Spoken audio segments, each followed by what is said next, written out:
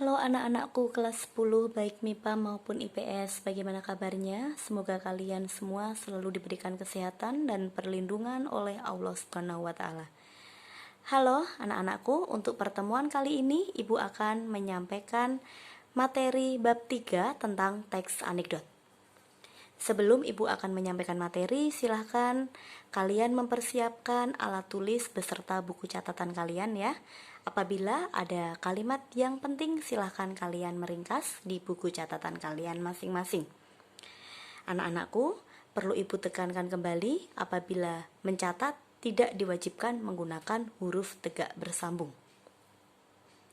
Oke, langsung saja. Yang pertama, Ibu akan menyampaikan tentang pengertian teks anekdot. Mungkin kalian semua masih awam mendengar istilah teks anekdot. Anekdot itu sama halnya dengan cerita lucu, humor, atau sindiran halus. Mari kita bedah bersama-sama. Teks anekdot merupakan cerita yang lucu, menjengkelkan, atau konyol. Teks anekdot merupakan cerita yang singkat dan menarik. Karena apa? Karena lucu dan mengesankan. Dan dalam membuat teks anekdot itu biasanya yang diceritakan adalah orang atau public figure yang penting. Berdasarkan apa? Berdasarkan kejadian yang faktual atau nyata. Dan di dalam teks anekdot itu terdapat sindiran halus. Jadi dapat disimpulkan bersama bahwa teks anekdot merupakan cerita yang lucu atau cerita rekaan. Dan di dalam cerita anekdot itu pasti terdapat sindiran halus supaya tidak menyampaikan suatu hal yang menyakitkan bagi orang yang disindir. Sudah paham belum? Dan selanjutnya Ibu akan menyampaikan tentang ciri teks anekdot. Yang pertama, bersifat sindiran alami. Jadi, dalam membuat teks anekdot itu biasanya inspirasinya langsung. Apabila seorang penulis sedang menyaksikan suatu hal yang sedang terjadi atau sedang viral, itu biasanya spontanitas penulis itu menulis anekdot. Jadi disebut sebagai sindiran alami. Yang kedua, menghibur. Mengapa teks anekdot itu berupa ciri yang menghibur? Karena di dalamnya itu terdapat cerita yang lucu, menarik, dan mengesankan. Jadi pembaca itu lebih mudah memahami. Ya. Dan yang ketiga, perumpamaan. Dalam membuat teks anekdot itu, kenapa dibuat perumpamaan? Supaya orang yang disindir itu tidak sakit hati. Dan seakan-akan penyampaiannya tidak secara langsung. Dan ciri yang keempat, sebagai media untuk menyampaikan kritik. Ya. Sebagai media untuk menyampaikan kritik, tujuannya supaya terjadi perubahan, ya. Dan yang kelima, melibatkan tokoh-tokoh yang terkenal. Karena dalam membuat teks anekdot itu biasanya penulis terinspirasi dari publik yang terkenal.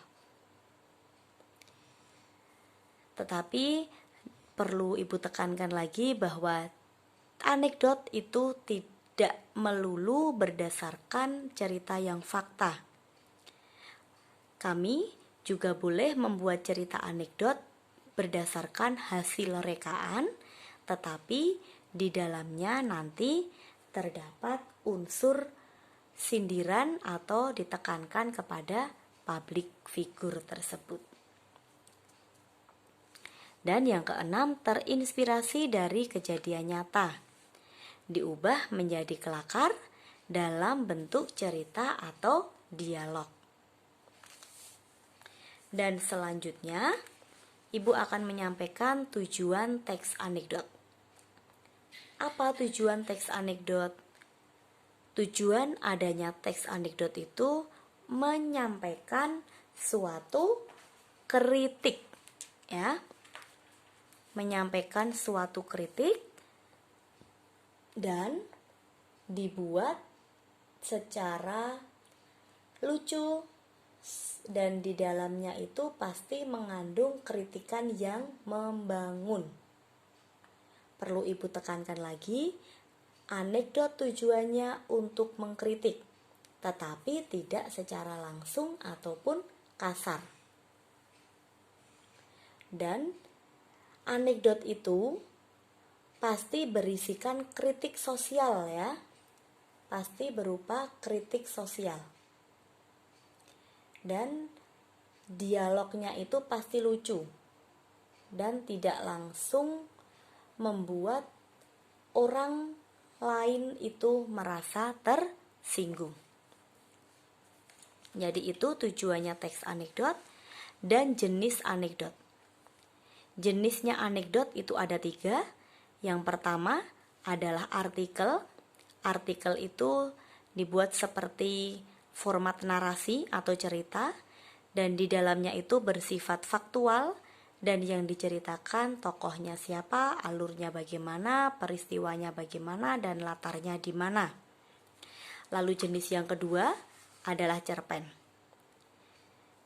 Ya, biasanya dalam jenis anekdot dalam bentuk cerpen itu bahasa yang digunakan tidak terbelit-belit dan pasti pendek, ya, pasti langsung pada sasarannya. Jadi bahasa yang digunakan itu langsung to the point, tidak terbelit-belit. Dan ini juga bentuk narasi juga. Dan yang ketiga dalam bentuk dialog. Jenis anekdot dalam bentuk dialog ini mempunyai petunjuk lakon. Biasanya itu seperti dalam format dialog naskah drama. Lah, itu dibuat seperti itu dan pasti menggunakan kalimat langsung. Baik, mungkin itu dulu yang dapat Ibu sampaikan kepada anak-anakku kelas 10, baik MIPA maupun IPS. Jadi, Bu Uma hanya menyampaikan pengertian, ciri, jenis, dan tujuan terlebih dahulu. Silahkan apabila belum dipahami, silahkan anak-anakku bertanya langsung di grup WA kelas, ya. Baik, itu dulu. Besok dilanjut lagi. Kurang lebihnya Ibu mohon maaf. Wabillahi taufik walhidayah. Wassalamualaikum warahmatullahi wabarakatuh.